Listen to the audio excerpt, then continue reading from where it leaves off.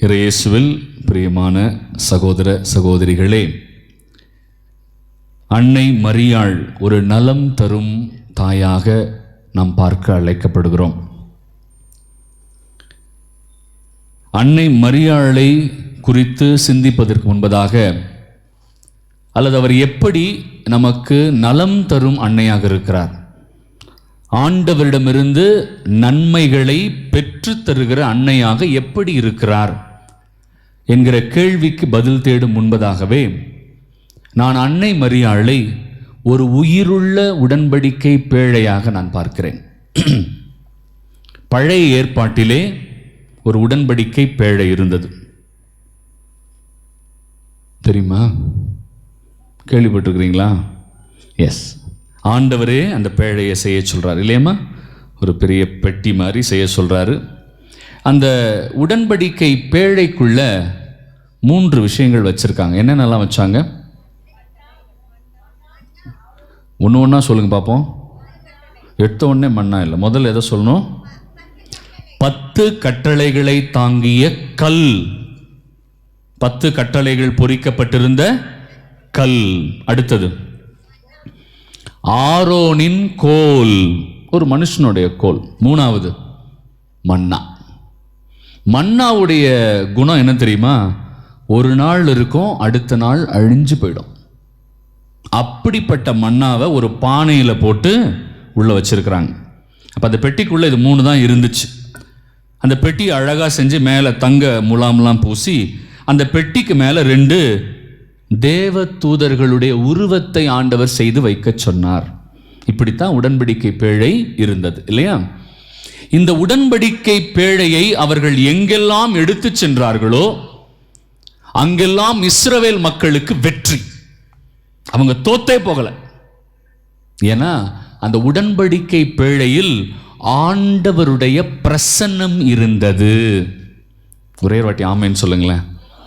ஏன் சொல்றேன் அப்புறம் சொல்றேன். ஆண்டவருடைய பிரசன்னம் இருந்தது. பேழை வந்த உடனே இஸ்ரவேல் மக்கள் எல்லாரும் அப்படியே விழுந்து தலை குப்புற வணங்கினாங்க அந்த பேழைய. அந்த பேழையை யாரும் தெரியாம கூட தொடக்கூடாது, தெரியாம கூட அந்த பேழையை தொடக்கூடாது. பரிசுத்தமான பேழை. என்ன நடந்தது? 2 சாமுவேல் புத்தகம் 6வது அதிகாரத்தில் நான் சொல்கிற செய்தி இருக்கிறது. என்ன அப்படின்னு பார்த்தீங்கன்னா, ஆண்டவருடைய பேழையை எருசலேம் நகருக்குள் தாவீது ராஜா எடுத்துட்டு வரார். அவர் எடுத்துட்டு வரும் பொழுது ஒரு மாட்டு வண்டியில் அந்த உடன்படிக்கை பேழையை வச்சுட்டு, அதற்கு முன்பாக தாவீது ராஜா என்ன பண்ணிக்கிட்டே போனார் தெரியுமா? டான்ஸ் ஆடிக்கிட்டே போறாரு இல்லையா? டான்ஸ் ஆடிக்கிட்டே போறாரு முன்னாடி. எந்த அளவுக்கு டான்ஸ் ஆடினார் தெரியுமா? அவர் ட்ரெஸ்ஸு கீழே அவிழ்ந்து விழுவதை கூட அவர் பார்க்க முடியாதபடி நடனம் ஆடிக்கொ, ஆண்டவர் எனக்கிட்ட வரார் அப்படிங்கிற அவ்வளவு சந்தோஷம் தாவீது ராஜா நடனமாகி கொண்டே சென்று கொண்டிருக்கிறார் இல்லையா? அவங்க போய்கிட்டு இருந்த அந்த ரோடு கிட்டத்தட்ட நம்ம பெங்களூர் ரோடு மாதிரி தான். அங்கங்கே பள்ளம் இல்லை, அங்கங்கே வெட்டி வச்சிருக்கிறாங்க, வெளியில் போனால் தெரியுது இல்லைம்மா? அந்த மாட்டு வண்டி ஒரு பள்ளத்தில் அப்படி இறங்கி ஏறுது. ஏறின உடனே உடன்படிக்கை பேழை கீழே விழப்போகிறது. அப்போ பக்கத்தில் ஒருத்தன் நிற்கிறான். அவன் பேர் உஷா. நம்ம ஊர்லாம் பொம்பளைங்க பேர் தான் உஷா, அவங்க ஊரில் ஆம்பளைங்க பேர் உஷா. அவனுக்கு பேர் என்ன? உஷா. அவன் என்ன பண்ணுறான்? அவன் ஒரு ஆரோன் குலத்தை சார்ந்தவன் அல்ல. குருக்கள் மட்டும்தான் அந்த பேழையை தொடணும், தூக்கணும், எல்லாம் பண்ணணும். வேறு யாரும் அதை தொடக்கூடாது. இந்த விஷயம் அங்கிருந்த எல்லாருக்குமே தெரியும். தெரிந்திருந்த போதும் பரிசுத்தம் இல்லாத நிலையில் ஒருவன் அந்த பேழையை தாங்கி பிடிக்கிறான். அவன் ஒரு தப்பும் பண்ணலையே ஃபாதர். கீழே விழப்போன பேழையை பிடிக்க போனா ஆண்டவர் அவனை அங்கேயே சாகடித்தார். என்ன காரணம்னா, அவனுக்கு தெரியும் அந்த பேழையை குருக்கள் மட்டும்தான் தொட முடியும். அது ஒரு பரிசுத்தமான பேழை, ஆண்டவருடைய பிரசன்னம் நிறைந்த பேழை. அந்த பேழையை யாரும் எளிதாக தொடக்கூடாது என்கிற சட்டம் அனைவருக்கும் தெரிந்திருந்தது. அவர்கள் தெரிந்த பிறகு வேணும்னே அந்த பாவத்தை செய்யறான். இது தவறு என்று தெரிந்து அவன் வேண்டுமென்றே செய்ததால் தான் இறைவன் அவனை அங்கேயே சாகடிக்கிறார். இதை பார்த்த தாவீது ராஜா பயந்து போய் அந்த உடன்படிக்கை பிழை இப்போ வேணாம், நான் இன்னும் அவ்வளவு பரிசுத்தமா இல்லை அப்படின்னு நினைச்சு அந்த பேழைய கித்திய இனத்தை சார்ந்த ஒபேது என்பவனுடைய வீட்டுக்கு அனுப்பி வச்சிடுறாரு. அப்புறம் அந்த வீடு ஆசீர்வாதம் அடைகிறது. பிறகு அந்த பேழையை எருசலேமுக்குள் கொண்டு வராங்க. இதுதான் கதை. ஏன் ஃபாதர் இதை சொன்னீங்க? அன்னை மரியாள் ஒரு உயிருள்ள உடன்படிக்கை பேழைன்னு சொன்னேன். அந்த பேழை வெறும் பெட்டி தான். அந்த பேழைக்குள்ள இருந்தது என்ன தெரியுமா? 10 கட்டளைகள் மட்டும்தான். அந்த 10 கட்டளைகள் கூட ஒரு கல்லில் பொறித்து வைக்கப்பட்டிருந்தது. அதுக்குள்ள இருந்த இன்னொரு விஷயம் ஒரு ஆரோனுடைய கோல். பிறகு அன்றாடம் தோன்றி அடுத்த நாள் அழிந்து போகிற மன்னா. அந்த உடன்படிக்கை பேழையிலேயே ஆண்டவருடைய பிரசன்னம் நிரம்பி இருந்தது. அதை தெரியாம தொட்டவனே ஆண்டவர் சாகடிச்சாரு. இதை வாசிச்ச போதான் எனக்கு அன்னை மரியாளை குறித்து அந்த ஒரு மரியாதைக்குரிய வணக்கம், அவர்களை குறித்த ஒரு மேன்மையான எண்ணம் இன்னும் அதிகமானது. ஏன் தெரியுமா? அன்னை மரியாள் எலிசபெத் அம்மாள் கர்ப்பமாய் இருக்கிறாள் 6 மாதம் அப்படின்னு சொல்லி கேள்விப்பட்ட உடனே நாசரேத்திலிருந்து கிளம்பி எங்க போறாங்க? யூதேயாவில் உள்ள ஐன்கரீம் அப்படின்னு ஒரு இடம். நாசரேத்திலிருந்து எலிசபெத் அம்மா அவங்களோட வீடு. எலிசபெத் அம்மா அன்னை மரியாளோட சித்தி.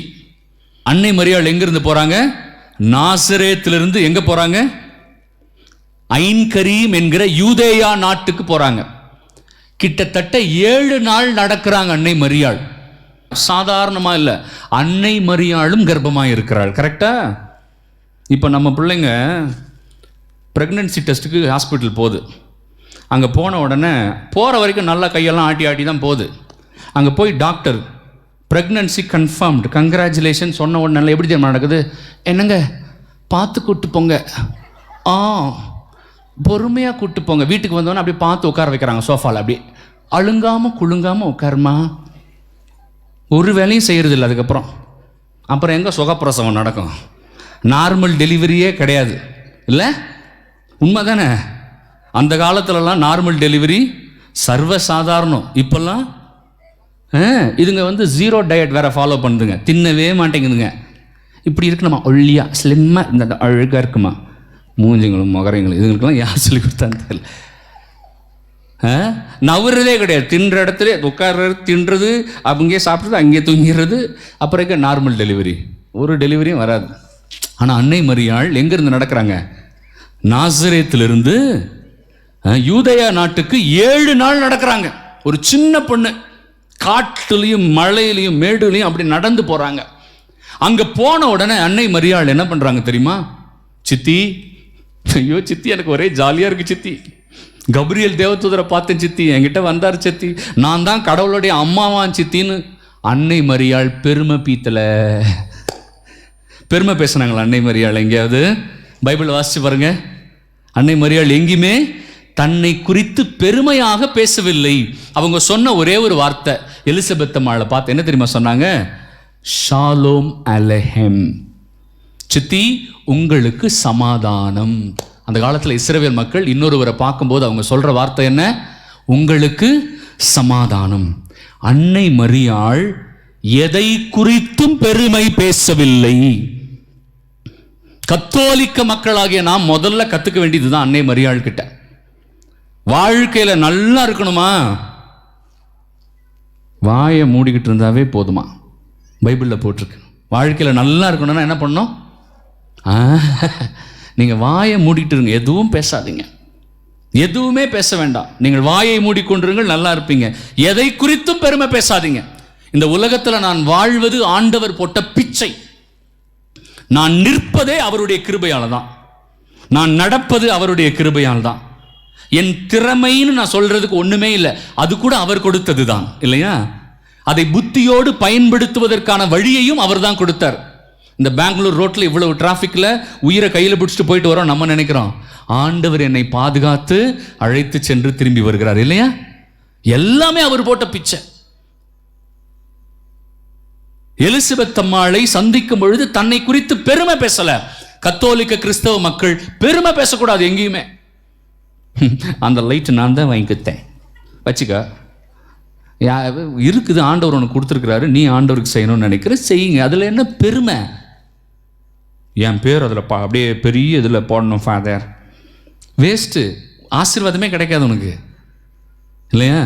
கொடுங்க, கணக்கு நேராக போய் ஆஃபீஸில் கேளுங்க. வெளியில் பேர் வேணாம், பேர் வெளியில் வேண்டாம். உன் வழக்கை செய்வதை இடக்கை அறியாது இருக்கட்டும். எதுக்கு பெருமை, இல்லையா? உபயம், இவர் தான் வாங்கி கொடுத்தாரு, இந்த சேர் இவர் தான் வாங்கி கொடுத்தாரு, வேண்டாம். அன்னை மரியாள் எங்கேயுமே பெருமை பேசலை. கத்தோலிக்க கிறிஸ்தவ மக்களாகிய நாம் எங்கேயும் பெருமை பேசக்கூடாது. அவங்க போய் சொன்ன உடனே, அன்பானவர்களை நல்லா கவனிங்க, அன்னை மரியாளின் வாழ்த்தொலியை கேட்டவுடன் எலிசபெத் அம்மாள் பரிசுத்தாவியால் நிரம்பினாள். ஹல்லேலூயா சொல்லுங்களேன், எல்லாரும் சந்தோஷமா சொல்லுங்களேன். ஏன் தெரியுமா சொல்ல சொன்னேன்? நான் எல்லாத்துக்கும் அப்படி சொல்ல மாட்டேன், இல்லையா? ஒரு சில சபைகளில் சொல்லுவாங்க, அன்பானவர்களே இன்று மத்தியானம் உங்களுக்கு பிரியாணி, ஹல்லேலூயா. ஆண்களுக்கு இந்த பக்கம் டாய்லெட் இருக்கிறது, ஹல்லேலூயா. பெண்களுக்கு இந்த பக்கம் டாய்லெட் இருக்கிறது, ஹல்லேலூயா. அப்படிலாம் சொல்ல மாட்டேன் நான். எல்லாத்துக்கும் ஹல்லேலூயா சொல்லக்கூடாது, ஆண்டவர் அசிங்கப்படுத்துகிற மாதிரி. இது ரொம்ப ஒரு முக்கியமான விஷயம். ஹல்லேலூயானா பிரைஸ் தி லார்ட்னு அர்த்தம், ஆண்டவருக்கு புகழ். ஏன் தெரியுமா சொல்ல சொன்னேன்? அன்னை மரியாளின் வாழ்த்தொலியை கேட்டவுடன் எலிசபெத் அம்மாள் பரிசுத்தாவியால் நிரம்பினாள். ஏன் தெரியுமா? அந்த பழைய உடன்படிக்கை பெட்டியில் ஆண்டவருடைய பிரசன்னம் இருந்ததுன்னு சொன்னோமா? அங்க இருந்தது கல்லு, ஆரோனுடைய கோலு, கொஞ்சம் மண்ணா, அதுலேயே ஆண்டவருடைய பிரசன்னம் இருந்தது. அவ்வளவு பவர்ஃபுல்லா இருந்தது. ஒருத்தன் தெரியாம தொட்ட உடனே ஆண்டவர் அவனை சாகடிச்சாரு. அன்னை மரியாள் கருவில் யார் இருந்தா? இந்த அண்ட சராசரத்தை படைத்து ஆண்டு கொண்டிருக்கிற கடவுள். புல் அரிக்குது எனக்கு, உங்களுக்கு அரிக்காத? அரிக்குதா? சொரிஞ்சுக்கலாம். எவ்வளவு பெரிய விஷயம்! இந்த அண்ட சராசரத்தை படைத்து ஆண்டு கொண்டிருக்கிற கடவுள் எப்படி இருந்தார் தெரியுமா? மொத்தமாக இருந்தார். வெறும் 10 கட்டளை கிடையாதுங்க, இறை வார்த்தையின் மொத்த பிரசன்னமும் அன்னை மரியாளின் கருவில் இருந்தது. ஏன் தெரியுமா? அன்னை மரியாள் இயேசுவை பெற்றதனால் பரிசுத்தம் அடையல. நல்லா கவனமா கவனிங்க இந்த வார்த்தையை. இயேசுவை பெற்றதனால பரிசுத்தம் அடையல, அவங்க பரிசுத்தமா வாழ்ந்ததனால இயேசு அவங்களுக்குள்ள வந்தாங்க. ஆமென். சந்தோஷமா சொல்லுங்க. இயேசு எப்ப எனக்குள்ள வருவார்? நான் பரிசுத்தமா இருந்தாதான் வருவார். அன்னை மரியாள் எவ்வளவு பரிசுத்தமா இருந்திருந்தா ஆண்டவர் அவருக்குள்ள வந்திருப்பாங்க. கபிரியல் தேவதூதர் அன்னை மரியாளை பார்த்து சொல்றாரு, ஆண்டவர் உம்முடன் இருக்கிறார்னு சொல்றாரு. எப்ப தெரியுமா? அன்னை மரியாள் கர்ப்பமாவதுக்கு முன்னாடியே சொல்றாரு, ஆண்டவர் உம்முடன் இருக்கிறார். யாரு கூட ஆண்டவர் இருப்பார்னு பைபிள்ல பாத்தீங்கன்னா, யோசுவா புத்தகம் 1வது அதிகாரம் 8-9 வசனங்கள்ல இவ்வாறு போடப்பட்டிருக்கிறது. யோசுவா 1வது அதிகாரம் 8-9. அதுல யாவே கடவுள் யோசுவாவை பார்த்து சொல்றாரு, யோசுவா, என்னுடைய வசனங்களை உன் கண்முன் இருந்து அகற்றாதே. என் வார்த்தையை நீ அப்படியே பின்பற்றினா மட்டும்தான் நான் உன் கூட இருப்பேன், இல்லைன்னா நான் உன் கூட இருக்க மாட்டேன். ஆண்டவர் எப்போ ஒருத்தர் கூட இருப்பார் தெரியுமா? ஆண்டவருடைய வசனத்தை பின்பற்றினால்தான் ஆண்டவர் அவங்க கூட இருப்பார். பவுல் சொல்றார் பார்த்தீங்களா, நற்செய்தியை நான் அறிவிக்கலைன்னா எனக்கு ஐயோ கேடு, எனக்கு ஐயோ கேடு. ஏன்னா பைபிள் வசனம் தான் எல்லாத்துக்கும் மேல. அதே பவுலடிகளார் இன்னொரு இடத்துல சொல்றாரு, பிலிப்பியர் 3வது அதிகாரம் 8வது வசனத்துல சொல்றாரு, இயேசு கிறிஸ்துவை பற்றிய அறிவை பெறுவதே மேல், அதை பெற்றுக்கொள்வதற்காக இந்த உலகத்தில் இருக்கிற எல்லாவற்றையும் நான் குப்பை என கருதுகிறேன். பைபிள் வசனத்தை தெரிஞ்சுக்கிறதுக்கு இணையா இந்த உலகத்துல எதுவுமே கிடையாது. இந்த உலகத்துல எதுவுமே கிடையாது. அதனால தான் அவர் சொல்றாரு, பைபிள் வசனத்தை தவிர்த்து மற்ற எல்லாத்தையும் நான் எப்படி பார்க்கிறேன்? குப்பையா பார்க்கிறேன். நம்ம வாலிப பிள்ளைகள் செல்போனை தவிர்த்து எல்லாத்தையும் குப்பையா பார்க்கறான். அவனுக்கு முதல் விஷயம் எது? செல்போன் தான். ஆமா, படுக்கும்போதும் செல்போனோடய படுக்கிறது, கட்டி பிடிச்சிக்கின்னு. பார்த்துருக்குறீங்களா? நம்ம வீட்டில் சிலதுங்க அப்படி தான் இருக்கும். மூளை அஃபெக்ட் ஆகிடுது. நைட்டு இங்கே வச்சுருக்குது இல்லை செல்ஃபோனு, மூளை அஃபெக்ட் ஆகிடுது. ஆமாம், குழந்தை பாக்கியம் எல்லாம் போகிறதே செல்ஃபோனால தான். இப்போல்லாம் கோயிலில் வந்து நீங்கள் கஷ்டப்படுறோம்ல, ஆண்டவரே ஒரே ஒரு குழந்தை பாக்கியம் வேணும்னு கேட்குறாங்க. இப்போலாம் அழுகுறாங்க ஜனங்க. அந்த காலத்தில் கேட்கவே மாட்டாங்க. எங்கள் தாத்தாவுக்கு 12 குட்டி. அந்த காலத்தில் பெருசுங்கெல்லாம் எத்தனை குட்டி போச்சு? 8, 7 கேட்டு பாருங்களேன் நம்ம வீட்டிலலாம். இப்போ ஒன்றே வர மாட்டேங்குது. கோயிலில் வந்து அழுவுதுங்க, குழந்தை பாக்கியம் கொடுங்க அம்மா. செல்ஃபோன் தான் காரணம். அதெல்லாம் வேணாம், தூக்கி போட்டுருங்க இல்லையா? அதெல்லாம் கொஞ்சம் தள்ளி வைங்க. 3 மீட்டர் தள்ளி வைக்கணுமா செல்ஃபோனெல்லாம்? இன்றைக்கி நம்ம எங்கே இருக்கிறோம்? கடவுளை பற்றி கொள்ளவே இல்லையே இன்றைக்கி நம்ம எல்லாருமே. ஆண்டவரை விட்டு விலகிட்டோம். ஆண்டவரை அருகில் பிடிக்கணுன்ற எண்ணம் கூட இன்றைக்கி மக்கள் யாருக்குமே வரல. ஆனால் அன்னை மரியாள் அவருடைய கருவிலே இறை வார்த்தையை தாங்கி இருந்தாள். அதனால்தான் யோசுவாவுக்கு சொன்னார் ஆண்டவர், நான் இறை வார்த்தையை நீ பின்பற்றினாதான் நான் உன் கூட இருப்பேன்னு சொன்னார்ல. ஆனால் அன்னை மரியாள்கிட்ட என்ன தெரியுமா சொன்னார் கபிரியேல் தேவதூதர்? ஆண்டவர் ஏற்கனவே உம்முடன் இருக்கிறார். அப்படின்னா என்ன அர்த்தம்? அவங்க இறை வார்த்தையை பின்பற்றினார்கள் என்று அர்த்தமாகும். புரியுதுங்களா? அப்போ ஆண்டவர் ஏற்கனவே ஏன் வந்தாரு? அன்னை மரியாள் பரிசுத்தமா இருந்ததுனால வந்தாங்க. அந்த அன்னை மரியாள் கருவில் தூக்கிட்டு போனது. நம்மெல்லாம் இன்னைக்கு கையில் பைபிளை தூக்குறோம். கருவிலேயே பைபிளை தூக்கினவங்க யாரு? அன்னை மரியாள். ஹல்லேலூயா! எவ்வளோ பெரிய விஷயம் இல்லை? அதனால தான் அன்னை மரியாள் சமாதானம் தான் சொன்னாங்க. அவங்க சொன்ன சமாதானத்திற்கே எலிசபெத் அம்மாள் பரிசுத்தாவியால் ஆட்கொள்ளப்பட்டார். எலிசபெத் அம்மாள் பரிசுத்தாவியால் ஆட்கொள்ளப்பட்ட உடனே என்ன தெரியுமா பண்ணாங்க? ஷாபா லாபா லாபா லாபா லாபா லாபா லபோ தீபோ லபோ தீபோ. என்ன ஃபாதர் என்ன பண்ணுறீங்க? அந்நிய பாஷை பேசுகிறேன். இப்போ நிறைய பேர் கிளம்பிட்டாங்க தெரியும்ல, டங்ஸ் பேசுகிறாங்களாம், அந்நிய பாஷை பேசுகிறாங்களாம். எலிசபெத் அம்மாள் அந்நிய பாஷை பேசுனாங்கன்னு போட்டிருக்கு பைபிளில். பரிசுத்தாவியால் நிரம்பினாங்கல்ல, நிரம்பின உடனே அன்னை மரியாள் அந்நிய பாஷை தானே பேசியிருக்கணும். என்னம்மா ஏன் பேசலை? கேட்டிங்களா யாராவது கேள்வி? இப்போ இருக்கிற பெந்தகோஸ்து சபையெல்லாம் சொல்கிறாங்களே பரிசுத்தாவி வந்த உடனே அந்நிய பாஷை தான் பேசணும்னு. கிடையாது. அது ஒரு கொடை தான். அது ஒரு கொடை. அது எங்கே பேசணும் தெரியுமா?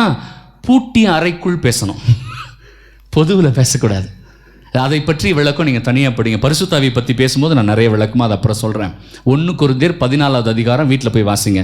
பவுல் சொல்கிறாரு, அதை வீணாக சபையில் பயன்படுத்தாதீர்கள். யாராவது ஒருத்தர் பேசுனா பேசுங்க, ஆனால் அதை கூட ஒருத்தர் விளக்கி சொல்லணும். விளக்கி சொல்லலைன்னா தயவு செய்து பேசாதீங்கன்னு சொல்கிறார். ஓகே, அது அப்புறம் இருக்கட்டும்.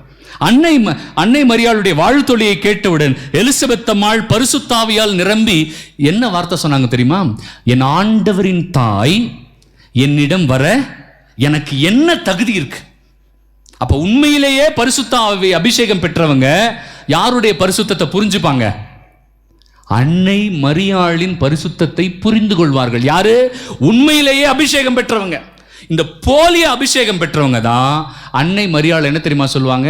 சாக்லேட் கவர், முட்டை ஓடு, வாழைப்பழத்தோல். வாழைப்பழத்தை சாப்பிட்டு தோலை போட்டுருணுமா? தோல் யாரு? அன்னை மரியாளாம். சாக்லேட் கவரான். சாக்லேட் சாப்பிட்டு சாக்லேட்டை கசக்கி குப்பையில் போட்டுருணும். சாக்லேட் கவர் யாரு? அன்னை மரியாள். அப்படி பைபிள் சொல்லலை. அப்படி பைபிள் சொல்லலை. அதனால தான் இன்னைக்கு நான் அதை சொல்லணும்னு ஆசைப்படுறேன். நம்ம எல்லாரும் அன்னை மரியாளின் பெயரால் இங்கே கூடி இருக்கிறோம். ஏன் தெரியுமா? இயேசு கிறிஸ்துவை மகிமைப்படுத்துவதற்காக. அன்னை மரியாள் சாமி கிடையாது.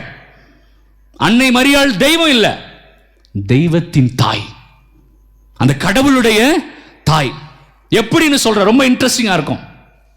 தொடக்க நூல்லையே அன்னை மரியாளை பற்றிய குறிப்பு இருக்கிறது. தொடக்க நூல் பைபிள்லேயே தொடக்க நூல் 3வது அதிகாரம் 15வது வசனம். தொடக்க நூல் 3:15 எங்க தெரியுமா இருக்கு? ஏவாள் பாவம் செஞ்சிருவா இல்லையா? பாவம் செஞ்ச உடனே ஆண்டவர் வந்து அந்த சாத்தான் கிட்ட பேசுவார், அந்த பாம்பு கிட்ட பேசுவார். என்ன தெரியுமா சொல்வாரு? சாத்தானே, உனக்கும் பெண்ணுக்கும், உன் வித்துக்கும் அவள் வித்துக்கும் நான் பகையை உண்டாக்குவேன். உனக்கும் பெண்ணுக்கும். ஃபர்ஸ்ட் எடுத்த உடனே யாருக்கும் தான் பகையே? யாருக்கும் பகை? உனக்கும். என்னங்க வாய் வரமாட்டேங்க, எல்லாம் கோணிக்கிட்டு போயிடுச்சு வாய். உனக்கும் பெண்ணுக்கும். முதல் பகையே சாத்தானுக்கும் அன்னை மரியாளுக்கும் தான். 2வது பாருங்களேன், உன் வித்துக்கும், சாத்தானாகிய உன் அலகைகளுக்கும், அவள் வித்தாகிய இயேசு கிறிஸ்துவுக்கும் நான் பகையை உண்டாக்குவேன். ஏன் ஃபாதர்? ஆண்டவர் இயேசு கிறிஸ்துவ தானே சொல்லியிருக்கணும். எதுக்கு அன்னை மரியாளுக்கும் சாத்தானுக்கும் பகைன்னு சொன்னாரு? நல்லா கவனமா கவனிங்க, இது நமக்கு தெரியணும். அன்னை மரியாள் மனித குலத்தின் பிரதிநிதி. அன்னை மரியாள் யாரு? மனித குலத்தின் பிரதிநிதி. சாத்தான் கடவுளை ஒண்ணும் பண்ண முடியாது. அதனால என்ன பண்ணுவானா, மனிதர்களைத்தான் அவன் தாக்குவான். புரியுதுங்களா? சாத்தான் யாரை தாக்குவான்? மனுஷங்களை தான் தாக்குவான். ஒவ்வொரு இடத்திலும் ஒவ்வொரு விதமான பிசாசு இருக்கு. 7 பிசாசு இருக்கு. பைபிள்ல பேரோட இருக்கு. பைபிள்ல பேரோட இருக்கு. 7 பிசாசு இருக்கு. 7 அதி பிசாசுகள். அதிலும் குடும்பத்தில் இருக்கிற ஒரு பேய்க்கு பேர் அசுமதேயு. குடும்பத்தை சீரழிக்கிற பேய்க்கு பேர் என்ன? அசுமதேயுன்னு ஒரு பேய் இருக்கு. நிறைய பேய் இருக்கு. லூசிஃபர், லேவியத்தன், பெலியல், பெல்ஃபகோர், அபத்தோன், அப்பல்யோன், பயல்சபூல், இப்படின்னு பல பேய்களோட பேர் பைபிள்ல கொடுத்திருக்கிறாங்க. ரெஃபரன்ஸோட இருக்கு. மனுஷன் செத்த உடனே அவனுடைய ஆன்மா பேய் கிடையாது, அப்படி சில பேர் சொல்லி ஏமாத்துறாங்க இல்லையா? பேய் ஒருத்தன் உடம்புல பூந்து அவனை கஷ்டப்படுத்துதான். நான் ஒரே ஒரு கேள்வி தான் கேட்பேன். ஒரு பெண்ணை கற்பழித்து சாவடிக்கிறானுங்க. அந்த பெண் என்ன பண்ணணும்? பேயா மாறி இந்த கற்பழிச்சவனுலாம் பழி வாங்கணுமா வேணாமா? வாங்கலையே. ஒருத்தனை நடு ரோட்டில் வெட்டுறாங்க. அவன் என்ன பண்ணணும்? செத்தவன் பேயா மாதிரி வெட்டினவங்களெல்லாம் பழி வாங்கணும்ல. இந்த படத்தில் மட்டும் காட்டுறான், பின்னாடி நிற்குது பேனு, திடீர்னு முன்னாடி நிற்குது. நம்மளும் ஆன்னு வாயை பொழுதுன்னு வேற பார்க்குறோம். அப்படியே ஏன் கொலை செய்யப்பட்டவர்கள் பேயா மாதிரி இவங்களெல்லாம் பழி வாங்க வேண்டியதானே? அன்பானவர்களே, அது இல்லை பேய். செத்த உடனே நம்ம ஆன்மா உத்தரிக்கிற ஸ்தலத்துக்கு போயிடும். அதான் கத்தோலிக்க திருச்சபை நமக்கு சொல்லி கொடுக்கிறது. உள்ள உடம்புக்குள்ள ஏறுறதுக்கு பேரே பேய் தான். அதுக்கு 7 பேர் இருக்கு, பைபிள்ல கொடுத்துருக்காங்க. அந்த பேர் இப்ப நான் சொன்னேன். ஏன் சொன்னேன்? இன்னைக்கு நான் ஏன் இதை சொல்கிறேன் என்றால், பிரியமானவர்களே, அன்னை மரியாளை நிறைய பேர் தவறாக புரிந்து கொண்டிருக்கிறார்கள். அன்னை மரியாளை பற்றிய ஒரு சரியான புரிதல் கத்தோலிக்க மக்கள் கிட்ட இல்ல. அதனாலதான் அன்னை மரியாள் கருவிலே இயேசுவை தாங்கி எலிசபெத் அம்மாளை வாழ்த்தியவுடன் அவள் பரிசுத்த ஆவியால் நிரம்பி சொன்ன முதல் வார்த்தை என்ன தெரியுமா?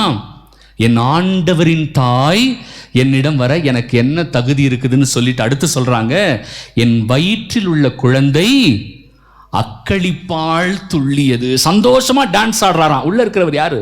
திருமுழுக்கு யோவான். நிர்வாணமா டான்ஸ் ஆடுறாரு. எப்படி பழைய ஏற்பாட்டில் அந்த உடன்படிக்கை பேழைக்கு முன்னாடி தாவீது ராஜா நிர்வாணமா டான்ஸ் ஆடினாரோ, அதே மாதிரி அன்னை மரியாள் முன்னாடி இங்க ஒருத்தர் கருவிலேயே நிர்வாணமா யார் முன்னாடி டான்ஸ் ஆடினாரு? அன்னை மரியாள் என்கிற உடன்படிக்கை பேழை முன்னாடி டான்ஸ் ஆடினார். பிரியமானவர்களே, நான் ஏன் இதை சொன்னேன்? கத்தோலிக்க மக்கள் அன்னை மரியாளை சரியாக புரிந்து கொள்ள வேண்டும். அவர் நலம் தருகிறார். நம்ம குடும்பத்திற்கு வரும் பொழுது அன்னை மரியாள் நமக்காக ஜெபிக்கிறாள். ஃபாதர், பைபிள்ல எங்க போட்டிருக்கு அன்னை மரியாள் நமக்காக நம்ம கூட இருக்கிறாங்கன்னு எங்க ஃபாதர் போட்டிருக்கு அப்படின்னா, திருவெளிப்பாடு புத்தகம் 12வது அதிகாரம் 13வது வசனம் 17வது வசனத்துல போட்டிருக்கு. எப்படி தொடக்க நூல்ல அன்னை மரியாளை வச்சு ஆண்டவர் ஸ்டார்ட் பண்ணாரோ, திருவெளிப்பாடுலையும் அன்னை மரியாளை வச்சே முடிக்கிறார். திருவெளிப்பாடு 12வது அதிகாரம் 13வது வசனம் 17வது வசனம். குழந்தையை பெற்றெடுத்தவுடன் அரக்கப்பாம்பு அந்த குழந்தையை விழுங்கி விட செல்கிறது. ஆனால் குழந்தையோ விண்ணகத்திற்கு எடுத்து செல்லப்பட்டு விடுகிறது. யார் அந்த குழந்தை? எஸ். கோபம் அடைந்த அந்த அரக்கப்பாம்பு அந்த குழந்தையை பெற்றெடுத்த தாயை கொல்ல போகிறது. சினமடைந்த அரக்கப்பாம்பு தன் வாயிலிருந்து ஒரு மிகப்பெரிய தண்ணீரை நதி போல வரச் செய்து அந்த பெண்ணை மூழ்கடிக்க வேண்டும் என்று செய்கிறது. அப்ப என்ன ஆகுதுன்னா, பூமி தன் வாயை பிளந்து தண்ணீரை தனக்குள் பெற்றுக்கொள்கிறது. மறுபடியும் அரக்கப்பாம்பு கோபம், அந்த பெண்ணை ஒண்ணுமே பண்ண முடியல. ஆகவே அந்த பெண்ணினுடைய எஞ்சிய பிள்ளைகளோடு போர் புரிய சென்றது. அந்த பெண்ணினுடைய எஞ்சிய பிள்ளைகள் 17வது வசனம். போய் வீட்டில் படிங்க. இதெல்லாம் பெந்தகோஸ்துக்காரன் அவனை ஏமாத்துறான். அந்த எஞ்சிய பிள்ளைகளோடு போர் புரிய சென்றது. யார் எஞ்சிய பிள்ளைகள்னு அங்கேயே கொடுத்திருக்கு அதே வசனத்துல. கடவுளுடைய கட்டளைகளை கடைபிடித்து இயேசுவுக்கு சாட்சியாய் வாழ்கின்றவர்கள் தான் அந்த பெண்ணினுடைய எஞ்சிய பிள்ளைகள். ஹல்லேலூயா சொல்லுங்க எல்லாரும். பைபிள் என்ன சொல்லிருக்கு? யாரு எஞ்சிய பிள்ளைகள்? அந்த பெண்ணினுடைய மற்ற குழந்தைங்க யாரு? நம்ம தான். யார் அவங்க? கடவுளுடைய கட்டளைகளை கடைபிடித்து இயேசுவுக்கு சாட்சியாய் வாழ்கிறவர்கள் எல்லோருமே அன்னை மரியாளுடைய எஞ்சிய பிள்ளைகள். பார்த்தீங்களா? பைபிளில் இருக்குது, எல்லாமே பைபிளில் இருக்குது. தேவையில்லாத வார்த்தைகள் அன்னை மரியாளை குறித்து நிறைய பேர் பேசுகிறாங்க.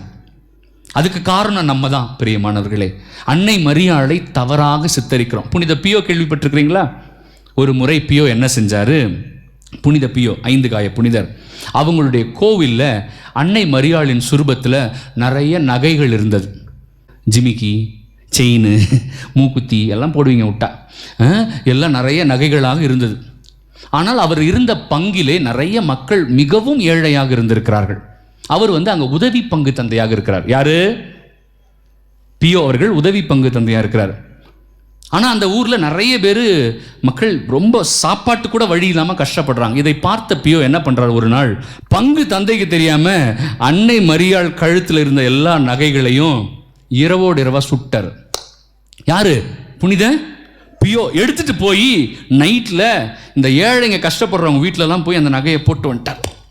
காலையில் பங்கு தந்தை திருப்பலி வைக்க வராரு. பார்த்தா அம்மா கழுத்தில் இருந்த நகையெல்லாம் ஐயோ ஐயோ ஐயோ யாரோ எடுத்துன்னு போயிட்டாங்க போலக்குன்னு ஒரே கத்துறாரு. உதவி பங்கு தந்தையை கூப்பிட்றாரு. ஃபாதர் ஃபாதர்னு கூப்பிட்றாரு. உதவி பங்கு தந்தை ஆகிய பியோ வராரு. என்னாச்சு அப்படின்னு கேட்டால், மாதாமா கழுத்தில் இருந்த நகையெல்லாம் காணுமே அப்படின்னு ஒன்று பியோ ஒரு பொய் சொல்கிறார். தான் பொய் சொல்லியதாக அதை பின்னாளில் ஏற்றுக்கொள்கிறார். அவர் என்ன தெரியுமா பொய் சொல்கிறார் பங்கு தந்தைக்கிட்ட? ஃபாதர், நான் கோயிலில் மூலையில் உட்காந்து ஜெபம் பண்ணிக்கிட்டு இருந்தேன். அப்போ நம்ம பங்கில் உள்ள ஏழைகள் எல்லாரும் அம்மா முன்னாடி நின்று, மாதாமா எங்கள் வீட்டில் சாப்பிட்றதுக்கே சோறு இல்லை, ஆனால் உன் கழுத்துலையும் காதுலையும் மட்டும் இவ்வளோ நகை தொங்குதே, இது நியாயமா அப்படின்னு கேட்டாங்க. மாதாமா அந்த இடத்துல கழட்டி கையில் கொடுத்துட்டாங்க. என்ன சொன்னார்? மாதாமா அந்த இடத்துல கழட்டி கையில் கொடுத்துட்டாங்க, நான் கண்ணால் பார்த்தேன்னு போய் சொல்கிறார். உண்மை என்ன தெரியுமா? அவர் சொல்கிறாரு, அன்னை மரியாள் இதை விரும்பவே இல்லை. அன்னை மரியாள் இதை விரும்பவே இல்லை, சுத்தமாக விரும்பலை. நம்ம தான் அன்னை மரியாளை மிகவும் மிகவும் வேதனைப்படுத்துகிறோம். அன்னை மரியாள் சொன்னதை செய்யாமல் எல்லா காரியங்களையும் செஞ்சுக்கிட்டு இருக்கிறோம். அன்னை மரியாள் பரிசுத்தாவியை அபிஷேகமாக பெற்று இந்த உலகத்தில் வாழ்ந்தாங்க இல்லையா? நம்மளும் அபிஷேகத்தை பெறணும்னு நினைக்கிறாங்க. நம்ம யாரும் அதற்காக முயற்சி செய்யறதே கிடையாது. பரிசுத்தாவியை பெற்றுக்கொள்ள வேண்டும் என்பது அன்னை மரியாளின் விருப்பம். அதனால தான் பெந்தகோஸ்தே பெருவிழாவில் சீடர்கள் எல்லாரும் அங்கே இருந்தாங்க. அங்கே ஒருத்தர் மட்டும்தான் பரிசுத்தாவியை பெற்றவங்க. யாருன்னா அன்னை மரியாள். அதனால அன்னை மரியாள் என்ன பண்றாங்க? அவர்களுக்காக ஜெபிக்கிறார்கள். ஏன்னா பைபிளில் போட்டிருக்கு, யாரு பரிசுத்தாவியை பெற்றிருக்கிறாங்களோ அவங்க இன்னொருத்தர் தலைமையில கை வச்சு ஜெபித்தால் அவர்களும் தூயாவியை பெறுவார்கள்னு பைபிளில் போட்டிருக்கு. அப்போ அந்த இடத்துல மாடி வீட்டில் மற்ற சீடர்கள் மத்தியில் அன்னை மரியாள் இருக்கிறாங்க. ஆனால் ஒருத்தர் மட்டும்தான் பரிசுத்தாவியை பெற்றிருந்தாங்க. யாரு? அன்னை மரியாள் மட்டும்தான் பெற்றிருந்தாங்க. அவர்கள் ஜெபித்த பொழுது மற்ற சீடர்களும் பரிசுத்தாவியை பெற்றுக்கொண்டார்கள் இல்லையா? அன்னை மரியாளுடைய விருப்பமே நம்ம எல்லாரும் பரிசுத்தாவியை பெற்றுக்கொள்ள வேண்டும் என்பதுதான். ஆனால் நம்ம கொஞ்சம் கூட முயற்சி செய்யறது கிடையாது. ஏன் தெரியுமா? நான் சொல்லவா? நம்ம கோயிலுக்கு வந்தா ஆண்டவர்கிட்ட என்ன கேட்போம்? நான் சொல்லவா? முதல்ல ஆண்டவரே என் புள்ள நல்லா படிக்கணும் ஆண்டவரே, அப்படிதான் ஜெபம் பண்ணுவோம். முதல்ல என்ன பெருசாக கேட்டுருவோம்? கோயிலில் வந்தால் எல்லாருமே இங்கே வர மொத்த பெரியவங்களும் அவங்களுடைய ஜெபம் எல்லாம் அவங்க பிள்ளைங்களுக்காக தான். இந்த மரமண்டைங்களுக்கு தான் புரிய மாட்டேங்குது. கோயிலில் வர எல்லா பெரியவங்களுமே ஜபிக்கிறது யாருக்காக? அவங்க பிள்ளைங்களுக்காக தான். கரெக்டு தானே? அதுக்கு அடுத்தது கேட்பாங்க, படித்து முடிச்சோன்னே கோயிலில் நீங்கள் என்ன தெரியுமா ஜெபிப்பீங்க? ஆண்டவரே ஒரு நல்ல வேலை, அவன் எனக்கு சோறு போட வேண்டாம், அவன் பொண்டாட்டிக்கு சோறு போட்டால் போதும் ஆண்டவரே, அந்த அளவுக்கு அவனுக்கு ஒரு சம்பாத்தியம் கட்சிச்சுன்னா போதும் ஆண்டவரே அப்படின்னு ஜெபம் பண்ணுவீங்க. எல்லாம் கரெக்டாக? அடுத்தது வேலை கட்சிச்சு, சம்பளம் கிடைக்குது. அடுத்து என்ன தெரியுமா கேட்பீங்க? ஒரு நல்ல வரன் வேண்டும் ஆண்டவரே. ஏன்னா அவர் மேட்ரிமோனி வச்சு நடத்துறாரு. அவர்கிட்ட என்ன கேட்பீங்க? அடுத்து, ஆண்டவரே எனக்கு என் பிள்ளைங்களுக்கு ஒரு நல்ல வரன் வேண்டும் ஆண்டவரே. சரி, ஓகே, ஆண்டவர் போனால் போதுன்னு அதையும் கொடுத்து தொலைஞ்சிடுறாரு. அதுக்கப்புறம் என்ன கேட்பீங்க? இப்போ சொன்னேன்னு இப்போ தான் வர்றதே இல்லையா குழந்தை பாக்கியம்? கோயிலில் தான் நிற்கிறேன், ஆண்டவரே 3 வருஷம் ஆயிடுச்சு ஆண்டவரே குழந்தை பாக்கியம். ஓகே, குழந்தை பாக்கியம், குழந்தை கொடுத்தாச்சு, ஆண்டவர் குழந்தை வரவும் கொடுத்துட்டாரு. அடுத்து என்ன கேட்பீங்க? நான் சொல்லவா? அந்த குழந்தைக்கு நல்ல ஸ்கூல் வேணும் ஆண்டவரே. ஃப்ராங்க் ஆந்தனி கிடைக்கலன்னா பரவாயில்ல ஆண்டவரே, வேறு ஏதாவது ஸ்கூல் கொடுங்க ஆண்டவர் இல்லையா? அடுத்தது அதுக்கப்புறம் என்ன கேட்பீங்க? அந்த குழந்தைக்கு ஒரு வேலை. கரெக்டாமா? அப்புறம் அந்த குழந்தைக்கு ஒரு வரன், அப்புறம் அந்த குழந்தைக்கு ஒரு குழந்தை. ஆண்டவரே ஆண்டவரே, கோயிலுக்கு வந்தால் இந்த 4 தவிர எதையுமே கேட்கறது கிடையாது. சுற்றி சுற்றி யோசிச்சு பாருங்க பார்ப்போம். இப்போ யாராவது தவிர்த்து வேற ஏதாவது கேட்குறோமான்னு இல்லையா? ஆனால் ஆண்டவர் எல்லாவற்றையும் விட பெருசாக கொடுக்கணும்னு நினைக்கிறார். அதான் அன்னை மரியாள் மூலமாக நமக்கு சொல்கிற பாடம் இல்லையா? நம்ம கோயிலில் வந்து ஆண்டவர்கிட்ட ஆண்டவரே இதெல்லாம் கொடுங்கன்னு கேட்காதீங்க. ஆமாம், ஆண்டவர் என்ன பண்ணுறார், வந்து ஒரு சாவியை கையில் கொடுக்குறார். இந்த மகளே மகனே பெற்றுக்கொள், சாவியை வச்சுக்கோ. நீங்கள் என்ன தெரியுமா சொல்கிறீங்க, சாவிலாம் வேணாம், 10,000 ரூபாய் கொடு, இந்த மாதம் கடனாக தான். ஆண்டவர் சொல்கிறார் 10,000 ரூபாய் தரமாட்டேன், இந்த சாவி. சாவிலாம் வேணாம், எனக்கு இந்த வாரத்தில் என்ன வேணும், 10,000 ரூபாய். மரியாதையாக கூடல, நீ சாமியே கிடையாது.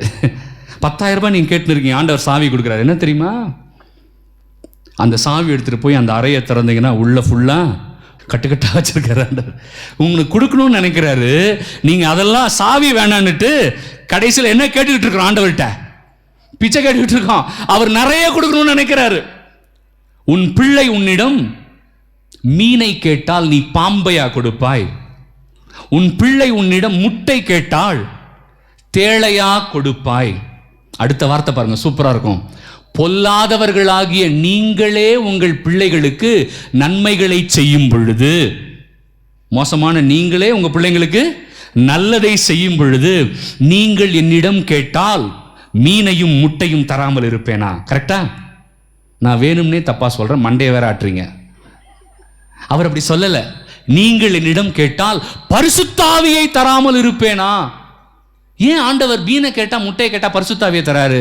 ஏன்னா அவருக்கு தெரியும், பரிசுத்த ஆவி கிடைத்து விட்டால் உங்களுக்கு எல்லாம் கிடைச்சிரும். ஆமென் சொல்லுங்க. ஆமென்.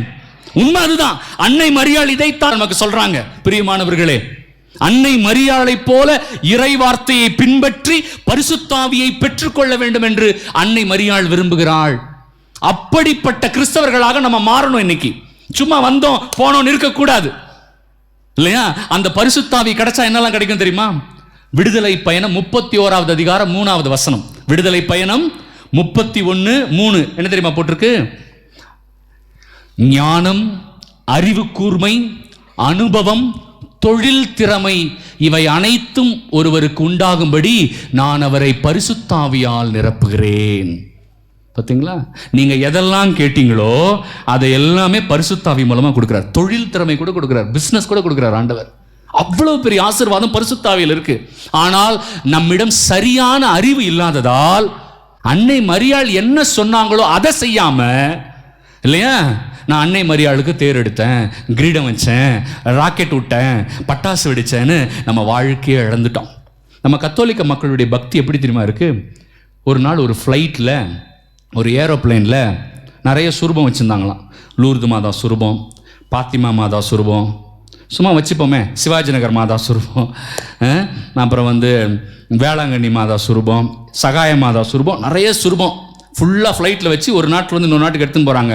அதில் நம்ம இந்திய கத்தோலிக்க ஒருத்தரை பாதுகாப்புக்காக ஏரோப்ளைனுக்குள்ளே உட்கார வச்சுருக்காங்கப்பா, சுரூபம்லாம் சாஞ்சிடாமல் பார்த்துக்கோ. அப்படி வந்தவனை ஃப்ளைட்டை இறக்கிறதுக்கு முன்னாடி ஃப்ளைட் அப்படி ஒரு சாய்ப்பான். பார்த்துருக்குறீங்களா? ஃப்ளைட்டில் போனவங்களுக்கு தெரியும். அப்படி சாய்ச்ச உடனே கப்புன்னு பாத்திமா மாதா சுருவம் கீழே விழ போச்சு. உடனே நம்மால் ஜெபம் பண்ணுறான், வேளாங்கண்ணி மாதாவே எங்கள் பாத்திமா மாதாவை காப்பாற்றுங்க. யார் காப்பாற்றணுமா? வேளாங்கண்ணி மாதா யாரை காப்பாற்றணுமா? ஐயோ, இதுதான் நம்ம விசுவாசம். வேளாங்கண்ணிங்கிறது இடம், பாத்திமாங்கிறது ஒரு இடம், லூர்துங்கிறது ஒரு இடம். அது இடம், அவங்க ஒரு மாதா கிடையாது. லூர்து மாதா வேற, சகாய மாதா வேற. அப்படியா? ஐயோ ஆண்டவரை என்ன பண்ணி சொல்லி தொலைகிறது இல்லையா? அந்தந்த மாதா வேறெல்லாம் கிடையாது, எல்லாம் ஒரே அன்னை மரியாள் தான். அது இடத்தோட பேரு. லூர்துங்கிறது, பாத்திமாங்கிறது இடத்தோட பேரு, வேளாங்கண்ணிங்கிறது இடத்தோட பேரு. புரியுதுங்களா நான் சொல்றது? ஆகவே கத்தோலிக்கர்களாகிய நாம் அன்னை மரியாளை குறித்து சரியான பார்வை இல்லாமல் இப்படி தவறான புரிதல்கள் இருப்பதனால்தான் இறை வார்த்தைனா என்னன்னு தெரியாம பரிசுத்தாவின் அபிஷேகம் பெற்றுக்கொள்ளாமல் அன்னை மரியாளையும் வேதனைப்படுத்துறோம், எல்லாரையும் வேதனைப்படுத்துறோம். கடைசியா ஒன்றுதான் சொல்லி நான் முடிக்க போறேன். என்ன தெரியுமா? அன்னை மரியாள் மூலமா அதிசயம் நடக்கிறது பிரியமானவர்களே. அதைத்தான் நான் உங்களுக்கு சொல்ல போறேன். பெந்தகோஸ்துக்காரன் கேட்பான், ஆண்டவர் டைரக்டா செய்ய மாட்டாரா? இவங்க வழியாக தான் செய்வாரா அப்படி கேட்பாங்களா நம்மள? அப்புறம் ஏன் பைபிள் இப்படி போட்டிருக்கு? திருத்துதர் பணி 19வது அதிகாரம் 11வது வசனத்தில் இருக்கு. திருத்துதர் பணி 19:11 என்ன தெரியுமா சொல்லுது? அதுல பவுல் அடிகளார் வழியாய் ஆண்டவர் அதிசயங்களை செய்தார். எப்படி போட்டிருக்கு? பவுல் அடிகளார் வழியாய் ஆண்டவர் அதிசயங்களை செய்தார். ஆண்டவர் பவுல் வழியாய் அதிசயங்களை அற்புதங்களை செய்தார்னு போட்டுட்டு அப்புறம் ஒரு வார்த்தை இருக்கு. அங்க இருந்த மக்கள் தங்களுடைய கர்ச்சிஃப் கைக்குட்டைகளை எடுத்து கொண்டு போய் தங்களிடம் இருந்த துண்டு எடுத்துட்டு போய் பவுல் மேல போடுவாங்களாம். அவருடைய கர்ச்சிஃபையும் துண்டி எடுத்துட்டு போய் யார் மேல போட்டாங்க? பவுல் மேல போட்டுட்டு அதே கர்ச்சிஃபை எடுத்துட்டு போய் வீட்டில் உடம்பு சரியில்லாம இருந்தவங்க மேல வச்ச உடனே அவர்கள் சுகம் பெற்றார்கள். ஹல்லேலூயா சொல்லுங்களேன். பவுல் அற்புதம் செஞ்சாரு? பவுல் அற்புதம் செஞ்சாரு? இல்ல. ஆனா பவுல் யார்? ஆண்டவர் யார் வழியா செஞ்சாரு? பவுல் வழியாய் செய்தார். ஆண்டவருக்கு தான் மகிமை. ஆனா செய்தது யார் வழியாக? பவுலுங்கிற மனுஷன் மேல ஒரு கர்ச்சிஃபை வச்சு அந்த கர்ச்சிஃபை எடுத்துட்டு போய் நோயாளிங்க மேல வச்சாங்க. நோயாளிகள் குணம் பெற்றார்கள். அதுபோல அன்னை மரியாள் சாதாரண ஆள் இல்ல. பவுல் இயேசுவை நேர்ல கூட பார்க்கல. பவுல் இயேசுவை நேரில் கூட பார்க்கல. ஆனால் கருவில் இரத்த நாளங்களில் முழுவதுமாக இயேசுவால் நிறைந்திருந்தவர் யாரு? அன்னை மரியாள். பவுல் வழியாக அதிசயம் செய்த கடவுள் நிச்சயமாய் யார் வழியா செய்வாரு? அன்னை மரியாள் வழியாகவும் செய்ய என்கிற நம்பிக்கை நமக்கு வேணும். அதனாலதான் நான் மறுபடியும் சொல்றேன், அன்னை மரியாள் கடவுள் இல்ல, கடவுளின் தாய். அவர் வழியாக அதிசயங்களை செய்வார். இறை மக்களாகிய நாம சரியான பார்வை இருக்கணும் அன்னை மரியாளை குறித்து. அன்னை மரியாள் என்ன விருப்பப்படுறாங்களோ அதை தான் செய்யணும். மூணாவது ரொம்ப ரொம்ப முக்கியமானது என்னது? இறை வார்த்தையை மட்டும்தான் பின்பற்ற வேண்டும். அப்பொழுதுதான் நாம் கத்தோலிக்க கிறிஸ்தவர்கள் என்பதை உணர்ந்தவர்களாக இந்த திருப்பலியிலே நம்மையும் நம் பங்கு தளத்தையும் ஒப்புக் கொடுப்போம். ஆமென். ஆமென்.